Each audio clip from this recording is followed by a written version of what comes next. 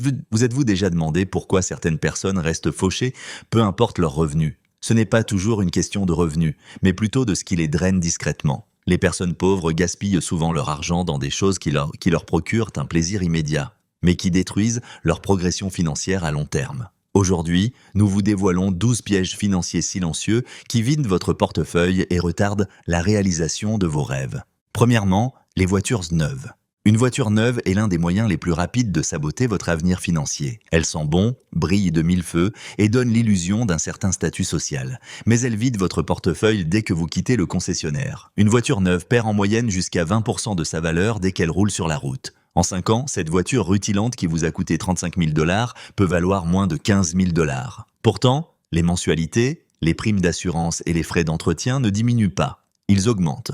La plupart des gens pauvres ne se rendent pas compte qu'ils financent la dépréciation. Une voiture de 30 000 $ avec un prêt de 5 ans et des intérêts peut facilement se transformer en un paiement total de 40 000 $, surtout si l'on tient compte de l'assurance tous risques, des taxes et des frais de réparation imprévus. Et contrairement à une maison, cet actif ne prendra jamais de valeur. Il ne fera que vieillir, coûtera plus cher à entretenir et devra finalement être remplacé. Les personnes riches, dont beaucoup peuvent acheter des voitures de luxe au comptant, choisissent que souvent de conduire des véhicules d'occasion. Warren Buffett, l'un des hommes les plus riches du monde, a conduit pendant des années la même voiture modeste. Pourquoi? Parce qu'il comprend que la richesse se construit en achetant des actifs et non des passifs déguisés en statuts sociaux. Voici la vérité que personne ne vous dit. Acheter une voiture d'occasion en bon état, âgée de 2 ou 3 ans, peut vous faire économiser des milliers de dollars. Vous évitez ainsi la dépréciation la plus forte tout en profitant des fonctionnalités modernes et de la fiabilité. Et si vous payez comptant ou que vous optez pour un prêt à court terme, vous vous protégez contre 5 années d'intérêt. Avant de signer un contrat de prêt, posez-vous la question suivante. Cette voiture vous aide-t-elle à vous enrichir ou vous en empêche-t-elle? Le montant de votre mensualité pourrait être placé sur un compte d'investissement au lieu de s'évaporer dans les airs. Les voitures doivent vous faire avancer, pas vous empêcher d'avancer. 2. Les vêtements et les chaussures coûteux. Avoir l'air riche n'est pas la même chose qu'être riche. Mais dans un monde obsédé par les apparences, beaucoup de gens tombent dans le piège de dépenser de l'argent qu'ils n'ont pas pour des marques de créateurs, des chaussures haut de gamme et des vêtements à la mode. Tout cela pour se sentir valorisé. Les personnes pauvres gaspillent souvent des centaines, voire des milliers de dollars pour essayer de ressembler à quelqu'un qui a réussi, tout en s'enfonçant silencieusement dans l'instabilité financière. Voici le problème. Ces chaussures chères et ces vestes de luxe ne sont pas des actifs. Ce sont des biens qui se déprécient. Dès que vous passez votre carte bancaire, leur valeur diminue. Et à moins que vous ne revendiez des pièces rares dans le cadre d'une activité commerciale, cet argent est perdu à jamais. Les tendances de la mode changent rapidement, mais les dettes et les regrets restent bien plus longtemps. Pendant ce temps, de nombreuses personnes véritablement riches portent des vêtements basiques. Pourquoi? Parce que leurs priorités sont différentes. Elles comprennent que le pouvoir de l'argent réside dans ce qu'il peut faire pour votre avenir et non dans votre apparence physique aujourd'hui. Mark Zuckerberg porte le même t-shirt gris tous les jours. Warren Buffett pourrait acheter tous les articles de marque du magasin, mais il choisit de ne pas le faire. Ce n'est pas qu'ils soient ardents, ils sont simplement concentrés sur leurs objectifs. La plupart des gens possèdent déjà beaucoup plus de vêtements qu'ils n'en ont besoin. Pourtant, de mauvaises habitudes de consommation poussent les gens à courir après chaque nouvelle sortie, chaque nouvelle paire de baskets, chaque plaisir éphémère procuré par le shopping. Les dépenses s'accumulent rapidement. Une paire de baskets à 300 $ par-ci, une veste à 200 $ par-là, et soudain, vous vous demandez où est passé votre salaire. La stratégie la plus intelligente est simple. Investissez dans des articles de base de qualité et intemporels, plutôt que dans des tendances éphémères. Et surtout, n'achetez que ce que vous porterez réellement. Et souvent. Une paire de chaussures à 70 $ portée 200 fois est un meilleur choix financier qu'une paire à 200 $ portée 2 fois. Il ne s'agit pas d'être radin, mais d'être intentionnel. Avant d'acheter votre prochaine tenue coûteuse, posez-vous la question suivante. Est-ce que je m'habille pour impressionner les autres ou pour construire mon avenir financier? Une voie mène à l'admiration, l'autre mène à la liberté. Faites le bon choix. 3. Les tickets de loterie et les jeux d'argent. Le rêve est séduisant. Dépenser quelques dollars aujourd'hui et se réveiller millionnaire demain. Pour des millions de personnes pauvres et en difficulté, les tickets de loterie et les jeux d'argent semblent être leur seule chance d'accéder à une vie meilleure. Mais voici la dure réalité. Ces habitudes ne sont pas des opportunités. Ce sont des pièges financiers déguisés en espoir. Chaque fois que vous achetez un billet à gratter ou que vous jouez au numéro, vous participez à ce que Warren Buffett appelle une taxe sur les personnes qui ne savent pas compter. Les chances sont brutalement contre vous. Vous avez plus de chances d'être frappé par la foudre que de gagner le jackpot à la loterie. Les casinos, eux aussi, sont conçus dans un seul but, vous séparer de votre argent lentement et avec le sourire. Pourtant, les ménages les plus pauvres d'Amérique consacrent une part disproportionnée de leurs revenus à l'achat de billets de loterie, souvent des centaines, voire des milliers de dollars par an. Cet argent n'est pas investi. Il ne fructifie pas, il ne sert pas à rembourser des dettes, il est remis à un système conçu pour que vous perdiez. Pendant ce temps, les personnes véritablement riches ne jouent pas avec leur avenir financier. Elles font des investissements calculés, pas des paris émotionnels. Elles comprennent que la richesse vient de la discipline, de la cohérence et de la stratégie, pas de la chance. La tragédie du jeu n'est pas seulement l'argent perdu, c'est le temps perdu, les faux espoirs entretenus et les opportunités réelles ignorées. Imaginez que vous preniez ces mêmes dollars et que vous les investissiez chaque mois. Même de petites sommes, cumulées au fil du temps, peuvent créer une véritable richesse. 100 dollars par mois placés dans un fonds indiciel rapporteraient plus de 140 000 dollars en 30 ans. C'est beaucoup plus que ce qu'une pile de tickets perdants vous rapportera jamais. Si vous jouez pour le plaisir, fixez-vous des limites strictes. Mais si vous jouez par désespoir, il est temps de changer d'état d'esprit. La richesse ne se gagne pas, elle se construit. Lentement, silencieusement, délibérément. L'espoir ne se trouve pas dans des chiffres porte-bonheur. Il se trouve dans des habitudes qui fonctionnent même quand personne ne regarde.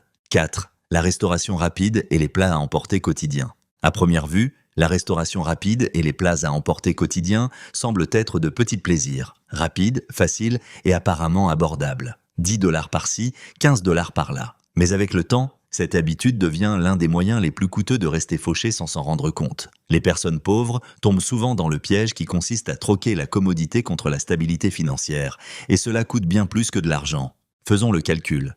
Dépenser seulement 10 dollars par jour en plats à emporter représente plus de 300 dollars par mois, soit près de 4 000 dollars par an. Cela suffit pour constituer un fonds d'urgence solide, acheter une voiture d'occasion ou ouvrir ton premier compte d'investissement. Mais au lieu de cela, cet argent disparaît sous forme de hamburgers, de frites et de café au lait hors de prix qui ont déjà été consommés avant même que tu aies eu le temps de vérifier ton solde bancaire. Pendant ce temps, les personnes riches, bien qu'elles aient les moyens de manger au restaurant tous les jours, choisissent souvent la simplicité. Elles cuisinent à la maison, elles préparent leurs repas. Non pas parce qu'elles n'ont pas les moyens de manger à l'extérieur, mais parce qu'elles comprennent une vérité plus profonde.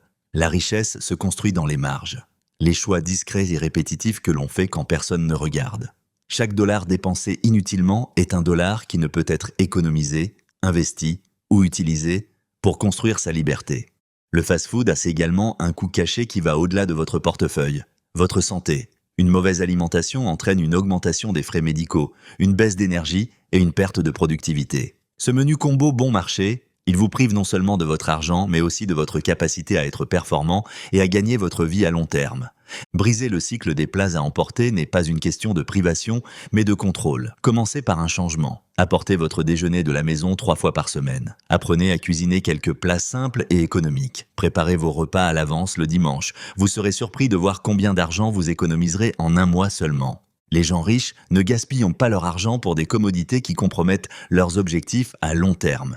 Vous n'avez pas besoin d'un chef cuisinier, vous avez besoin d'un plan. Et parfois, la première étape vers la richesse consiste à apprendre à cuire des pâtes et à éviter le drive-in. 5. Les abonnements inutiles. L'une des façons les plus discrètes dont les gens pauvres perdent de l'argent est de s'abonner à des services inutiles. Ce sont des sangsues silencieuses. 5 dollars ici pour un service de streaming, 12 dollars là pour une application musicale, une autre facture mensuelle pour un abonnement dont vous avez oublié l'existence. Au début, cela semble anodin, mais avec le temps, ces dépenses deviennent un l'enseignement financier qui vide votre portefeuille et met vos objectifs en suspens. En moyenne, les gens sous-estiment le nombre d'abonnements auxquels ils ont souscrit. Des abonnements à des salles de sport qu'ils n'utilisent pas. Plusieurs plateformes de divertissement qu'ils regardent à peine. Le stockage en ligne, les applications, les newsletters, tout cela vide discrètement votre compte pendant que vous ne faites pas attention. Additionnez tout cela et il n'est pas rare de se rendre compte que 100 à 200 dollars par mois s'envolent sans que vous vous en aperceviez. Cela représente plus de 1000 dollars par an, une somme qui aurait pu être versée sur un fonds d'urgence, servir à rembourser des dettes ou être placée sur un compte à haut rendement. Le piège, c'est la commodité. Les abonnements sont conçus pour être oubliables. Les entreprises adorent que vous mettiez en place un paiement automatique et que vous ne résiliez jamais. Elles comptent sur votre inaction. Et les personnes pauvres tardent souvent à résilier, car cela leur semble insignifiant, juste une petite facture de plus. Mais la richesse se construit en contrôlant ce qui semble insignifiant avant que cela ne devienne important. Les personnes riches y prêtent attention. Elles vérifient régulièrement leurs dépenses. Si quelque chose ne leur apporte pas de valeur, elles s'en débarrassent. Ils comprennent que l'argent qui ne travaille pas pour eux est de l'argent gaspillé. Les abonnements ne sont pas mauvais en soi, ce sont des outils. Mais les outils doivent servir un objectif. Si un abonnement n'apporte plus de valeur ajoutée, il devient un encombrement, tant sur le plan numérique que financier. La solution est simple, prise de conscience et action. Passez en revue tous vos abonnements. Demandez-vous, quand ai-je utilisé ce service pour la dernière fois? Est-ce que cela améliore ma vie ou mes revenus? Résiliez sans culpabilité. Cette application à 7 $ ne vaut pas votre tranquillité financière. Construire une fortune ne dépend pas de ce que vous gagnez, mais de ce que vous conservez. Et parfois, ce parcours commence par dire adieu à cette application de méditation que vous avez ouverte une fois en 2022. 6. Le tabagisme et le vapotage. L'une des habitudes financières les plus destructrices chez les personnes pauvres est le tabagisme et le vapotage. Ce n'est pas seulement un danger pour la santé, c'est aussi un danger pour la richesse. Un fumeur d'un paquet par jour peut dépenser plus de 3 000 $ par an, sans compter les coûts associés tels que l'augmentation des primes d'assurance, des frais médicaux et les effets à long terme sur la santé et la productivité. Le vapotage, souvent présenté comme une alternative moins chère, revient tout aussi cher si l'on tient compte du coût des recharges, des résistances, des appareils et de l'entretien. Le vrai problème, c'est que ces habitudes semblent insignifiantes sur le moment. Quelques dollars, ici et là. Une petite pause pour soulager le stress. Mais avec le temps, cela finit par représenter une dépense considérable, tant pour votre portefeuille que pour votre avenir. Les personnes pauvres justifient souvent ces dépenses comme un mécanisme d'adaptation, un moyen de gérer leur stress. Ironiquement, la pression financière causée par ces habitudes ajoute souvent au stress, même qu'elles cherchent à fuir. Pensez maintenant au coût d'opportunité. Si ces 3 000 $ par an étaient réinvestis dans un simple fonds indiciel offrant un rendement moyen, ils pourraient atteindre plus de 100 000 $ en 20 ans. C'est le prix du tabagisme. Pas seulement des dommages pulmonaires, pas seulement une baisse d'énergie, mais un retard financier de 100 000 $. Les gens riches le comprennent. Ils traitent leur corps comme un actif, car ils savent que la santé est une richesse. Ils évitent les habitudes qui affaiblissent les deux. Même si fumer peut sembler être un choix personnel, cela a des conséquences financières qui se répercutent sur toute votre vie. Jours de travail manqués, moins d'opportunités, moins d'énergie pour vous battre et des milliers de dollars perdus à cause de votre addiction.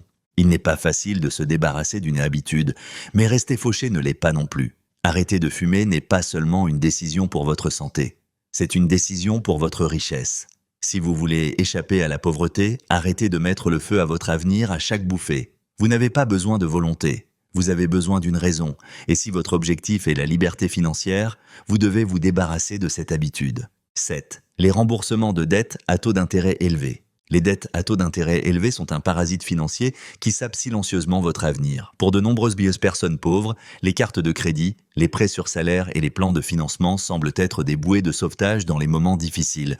Mais en réalité, ils deviennent des chaînes. Un achat de 200 $ peut se transformer en 400 $ avec les intérêts. Multipliez cela par des années de paiement minimum et vous vous retrouvez avec des milliers de dollars perdus, non pas pour le produit, mais pour le privilège d'avoir emprunté de l'argent. Voici la dure réalité. Avoir des dettes à taux d'intérêt élevé, c'est comme monter un escalator qui descend. Vous avez l'impression d'avancer, mais vous n'allez nulle part. Chaque paiement minimum vous maintient dans cette situation. Et plus vous attendez pour y faire face, plus la situation empire. Les personnes pauvres ne se rendent souvent pas compte qu'elles paient 2, 3, voire 4 fois le prix d'achat initial.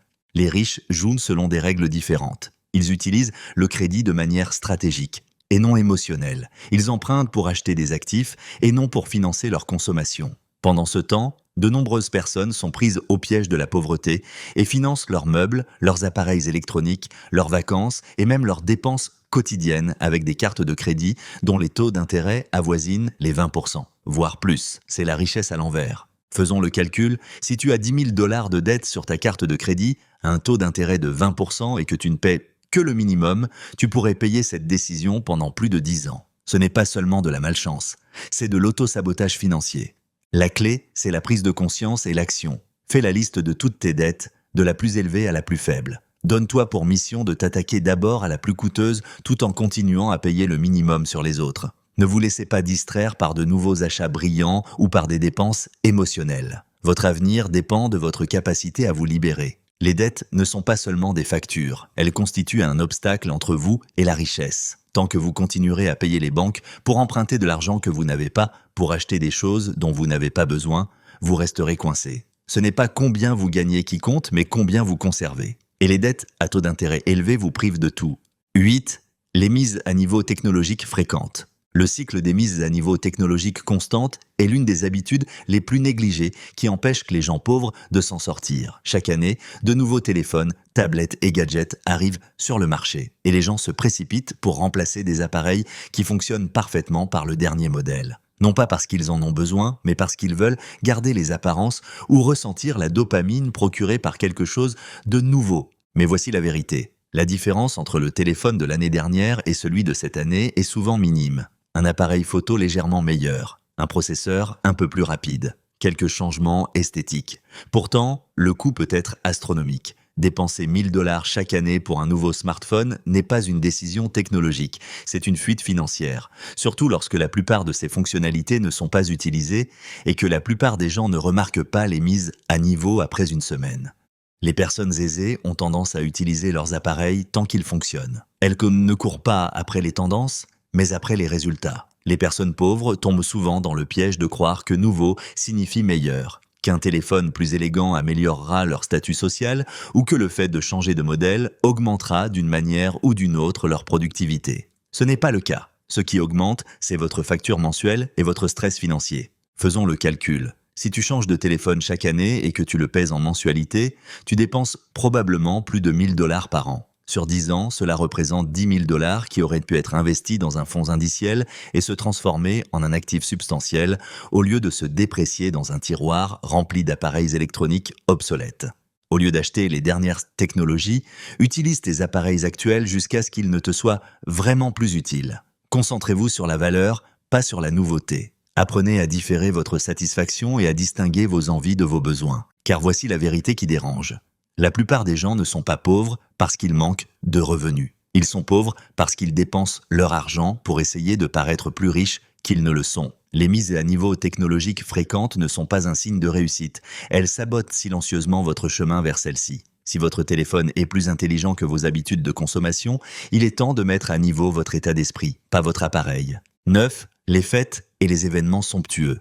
Organiser des fêtes somptueuses est devenu un signe de distinction moderne, en particulier dans la culture des réseaux sociaux où chaque anniversaire, fiançailles ou remise de diplôme doit être un événement digne d'un tapis rouge. Mais voici la vérité brutale. Les personnes pauvres dépensent souvent le plus d'argent pour essayer de paraître riches lors de ces moments. Le lieu, le traiteur, les tenues sur mesure, les décorations extravagantes, tout cela s'additionne rapidement. Et lorsque la musique s'arrête et que les invités partent, il ne reste plus que la richesse, mais aussi un autre trou dans votre compte bancaire. Warren Buffett a dit un jour, « Si vous achetez des choses dont vous n'avez pas besoin, vous vendrez bientôt des choses dont vous avez besoin. » Ce principe s'applique parfaitement ici. Dépenser 5 000 $ pour une fête d'une journée alors que votre compte d'épargne atteint à peine 500 $ n'est pas une fête, c'est de l'auto-sabotage financier. Les gens riches ont une vision différente. Les souvenirs n'ont pas de prix, mais cela ne signifie pas qu'ils doivent être coûteux. Ils privilégient le contenu plutôt que le spectacle. Une petite réunion entre amis proches, un repas fait maison et des liens authentiques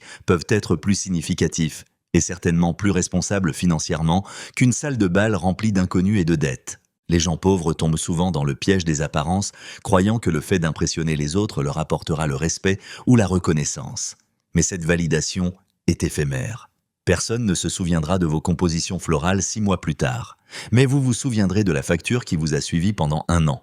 Les événements somptueux ne construisent pas votre avenir, ils le volent. Ils consomment des ressources qui pourraient être utilisées pour rembourser des dettes, investir ou même lancer une petite entreprise. L'ironie, c'est que plus vous dépensez pour les apparences, moins vous avez pour construire une véritable richesse. Et le cycle se répète. Alors, avant de réserver ce gâteau à 5 étages ou cette cabine de DJ, posez-vous une meilleure question. Cette célébration crée-t-elle des souvenirs ou ne fait-elle que brûler de l'argent ? Si elle ne correspond pas à vos objectifs financiers, réduisez-la. Célébrez, oui, mais faites-le avec intention, pas par insécurité. Car la véritable richesse ne crie pas. Elle murmure à travers une discipline tranquille et des choix intelligents. Les personnes qui réussissent le mieux n'ont rien à prouver. Vous non plus. 10. louer des produits de luxe qu'ils ne peuvent pas s'offrir. De plus en plus de gens dépensent des centaines, voire des milliers d'euros pour louer des voitures de luxe, des vêtements de marque ou des maisons haut de gamme pour un week-end, une fête ou même une séance photo. Pourquoi ? Parce que cela leur donne l'illusion de la richesse sans la substance. Mais voici le coût caché. Louer ce que vous ne pouvez pas vous permettre d'acheter, c'est comme payer pour un fantasme tout en se noyant dans la réalité. Les personnes pauvres tombent souvent plus facilement dans ce piège que les riches, car elles pensent que l'accès à ces biens est synonyme de réussite. Elles pensent que si elles peuvent conduire une voiture de luxe pendant une journée ou porter une montre de créateur lors d'un événement, elles auront l'air et se sentiront plus prospères, même si elles doivent emprunter de l'argent pour cela. Mais la richesse n'est pas une question d'apparence. Elle repose sur la propriété, le contrôle et l'absence de dette. Warren Buffett, qui pourrait s'offrir tous les luxes imaginables, conduit toujours une voiture modeste et vit dans une maison qu'il a achetée il y a plusieurs décennies. Pourquoi ? Parce qu'il accorde plus de valeur aux actifs qu'aux apparences. Chaque dollar dépensé pour louer un produit de luxe est un dollar qui aurait pu servir à acquérir un bien. Imaginez que vous investissiez cet argent dans un acompte, un Roth IRA ou une action versant des dividendes. L'un construit votre avenir, l'autre construit l'image que les autres ont de vous. Soyons clairs, il n'y a rien de mal à apprécier les belles choses. Mais si vous les louez pour impressionner les autres ou échapper à votre réalité financière, vous sabotez votre progression. Le plaisir est temporaire. Le revers financier, lui, est permanent. Le problème plus profond est d'ordre émotionnel. Louer des produits de luxe découle souvent d'un besoin de validation, de prouver sa valeur aux autres ou même à soi-même. Mais la véritable estime de soi ne se trouve pas dans des symboles de statut social empruntés. Elle réside dans votre capacité à différer la gratification et à prendre des décisions qui servent vos objectifs à long terme. Avant de sortir votre carte bancaire pour louer la voiture de vos rêves ou un penthouse pour le week-end, posez-vous la question suivante. Est-ce que cela nourrit mon ego ou mon avenir ? Car en fin de compte, personne ne s'enrichit en louant un style de vie. On s'enrichit en étant maître de ses choix, aussi modestes soient-ils aux yeux des autres. 11. Les prêts sur salaire abusif. Lorsque l'argent se fait rare et que les factures s'accumulent, les prêts sur salaire peuvent sembler être une bouée de sauvetage. Mais derrière leurs devantures accueillantes et leurs promesses d'argent rapide se cache l'un des pièges financiers les plus destructeurs pour les personnes à faible revenu. Les prêts sur salaire abusif. Ces prêts à court terme sont souvent assortis de taux d'intérêt non seulement élevés, mais astronomiques. Certains emprunteurs finissent par payer des taux d'intérêt équivalents à plus de 400% par an. Ce n'est pas un prêt, c'est du vol légalisé. Les personnes pauvres sont souvent les principales cibles car les prêteurs sur salaire opèrent dans des zones où le niveau d'éducation financière est faible et où le désespoir est grand. Ils vantent la facilité, la rapidité et la commodité. Pas de vérification de solvabilité, pas d'attente. Mais ce qu'ils ne disent pas, c'est le cycle d'endettement qui s'ensuit. Vous empruntez 200 $ aujourd'hui et une fois que vous avez remboursé les intérêts, les frais et les frais de renouvellement, vous avez remboursé 500 $ ou plus. Et le pire dans tout ça, beaucoup de gens ne peuvent pas rembourser à temps. Alors, ils contractent un autre prêt pour couvrir le premier. C'est ainsi que commence la spirale. Warren Buffett met en garde contre tout ce qui a un effet cumulatif négatif et c'est exactement ce que font les prêts sur salaire. Ils aggravent la pauvreté. Ils se nourrissent de la panique financière et piègent les gens dans un cercle vicieux où leur salaire ne semble jamais suffire à rembourser leurs dettes. C'est un piège déguisé en solution. Alors pourquoi les gens continuent-ils à se faire piéger ? Parce que le stress financier obscurcit le jugement. Lorsque le courant est sur le point d'être coupé ou que le loyer est en retard, la logique cède la place à la survie. Mais le véritable moyen de survivre est de se constituer des réserves et non d'emprunter à des taux criminels. Même en économisant 10 $ par semaine, vous pouvez constituer un mini-fonds d'urgence au fil du temps. Le recours à des prêts communautaires, à des coopératives de crédit ou la négociation directe avec les créanciers offrent souvent des alternatives meilleures et plus sûres. La vérité est simple mais douloureuse. Chaque dollar dépensé en intérêt sur un prêt sur salaire est un dollar volé à votre avenir. Le chemin vers la liberté financière ne passe pas par la remise de votre salaire à des prêteurs prédateurs. Il passe par l'apprentissage de la protection de votre argent, surtout lorsque vous avez l'impression de ne pas en avoir à dépenser. 12. Impressionner les autres sur les réseaux sociaux. Tout commence par une photo, une nouvelle tenue, un dîner chic, une escapade le week-end, le tout soigneusement mis en scène et filtré pour obtenir des likes et de la reconnaissance. Mais ce qui semble amusant cache souvent des difficultés financières derrière les sourires. Les personnes pauvres qui essaient de paraître riches en ligne sont l'une des habitudes les plus néfastes du monde numérique actuel. Il ne s'agit pas seulement d'images, mais aussi d'argent dépensé pour impressionner des personnes qui s'en moquent généralement. Les réseaux sociaux ont transformé la comparaison en un sport quotidien. Tout le monde participe à un jeu dont personne ne sort gagnant. Vous voyez quelqu'un poster sa nouvelle voiture et vous vous sentez obligé de changer la vôtre. Vous faites défiler les photos de vacances et vous vous sentez insatisfait de votre week-end passé à la maison. Que se passe-t-il ensuite? Des achats inutiles, des dépenses impulsives et l'érosion progressive de votre discipline financière. Et pourquoi? Quelques secondes d'attention. Une poignée de likes. L'approbation d'inconnus. Warren Buffett vit dans la même maison qu'il a achetée dans les années 1950. Il ne s'affiche pas avec des jets privés ou des montres de luxe, et pourtant il est l'un des hommes les plus riches du monde. Pourquoi? Parce qu'il comprend que la richesse, c'est ce que l'on garde, pas ce que l'on montre. Mais la plupart des gens, en particulier ceux qui ont des difficultés financières, tombent dans le piège du marketing lifestyle. Ils n'essaient pas seulement de rivaliser avec leurs voisins, ils essaient de les surpasser en ligne. Le coût réel de la performance sur les réseaux sociaux n'est pas seulement financier, c'est aussi la paix mentale. Vous commencez à prendre des décisions basées sur la perception et non sur vos priorités. Vous dépensez pour impressionner, pas pour investir. Et ce faisant, vous échangez votre avenir contre des applaudissements numériques éphémères. En réalité, personne ne s'intéresse autant à vous que vous le pensez. Les personnes que vous essayez d'impressionner essaient souvent d'impressionner quelqu'un d'autre. C'est un cercle vicieux d'insécurité et de dépenses qui laisse tout le monde fauché et vide. Vous n'avez pas besoin d'une voiture de luxe, d'un repas haut de gamme ou d'un sac à main de créateur pour avoir de la valeur. Vous avez besoin d'économie, d'investissement et d'un sentiment de contrôle tranquille. La vraie richesse ne recherche pas l'attention. Elle se développe en silence pendant que les autres sont occupés à publier des posts. La plupart des gens restent fauchés non pas parce qu'ils ne gagnent pas d'argent, mais parce qu'ils gaspillent ce qu'ils gagnent. Ces habitudes semblent inoffensives, voire normales, mais elles saignent votre avenir à blanc. Brisez le cycle dès maintenant. Commencez par dépenser avec un but, sans pression. Laquelle de ces habitudes allez-vous abandonner en premier? Dites-le nous dans les commentaires. Votre parcours vers la richesse commence dès que vous cessez de gaspiller.